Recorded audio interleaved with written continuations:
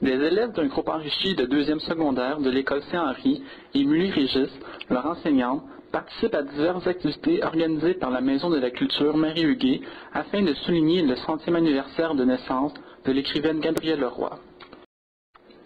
Animée par l'historien Gilles Lauzon, une visite guidée des lieux parcourus et habités par Gabrielle Leroy fait découvrir aux élèves la richesse historique de leur quartier. Cette activité leur permet de retrouver des lieux qui ont marqué l'imaginaire de l'artiste, rendu célèbre par le roman Bonheur d'occasion, et grâce aux commentaires de l'historien, ils peuvent comprendre la perception et la vision de l'écrivaine.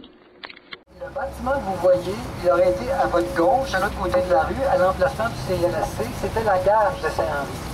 On était déjà là depuis un certain temps, ça faisait partie du décor, un peu comme votre polyvalent. Si vous regardez la photo, on ne voit pas beaucoup, mais en arrière de la gare, au loin, vous entrevoyez peut-être sur la photo la montagne, le Mont-Royal.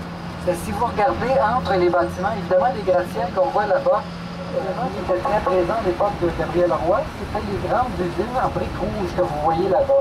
Maintenant, c'est tout converti, c'est des ateliers, mais à l'époque, c'était des usines de coton. Il y en avait plusieurs.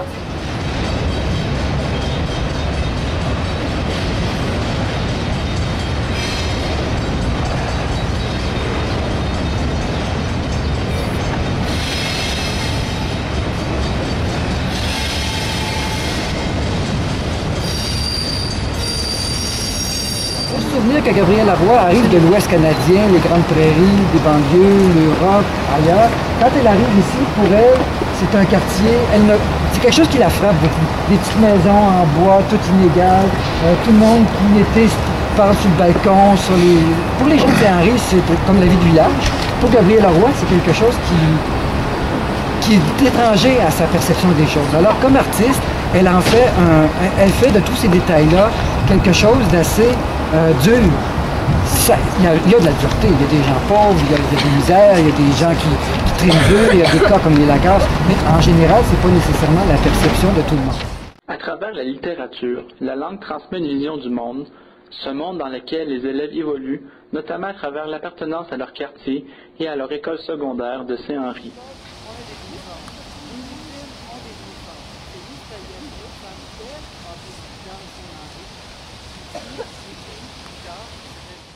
Après la visite guidée de Saint-Henri, le visionnement du film Bonheur d'occasion et la conférence de François Ricard, biographe de Gabrielle Leroy, les élèves assisteront sous la direction d'un écrivain à un atelier de création littéraire qui leur permettra de rédiger de courts textes inspirés du roman Bonheur d'occasion et qui seront éventuellement publiés dans un recueil de nouvelles. Ces activités témoignent d'une intégration artistique multidisciplinaire et visent à utiliser la langue française comme vecteur de la culture québécoise afin de susciter un sentiment d'appartenance chez les jeunes.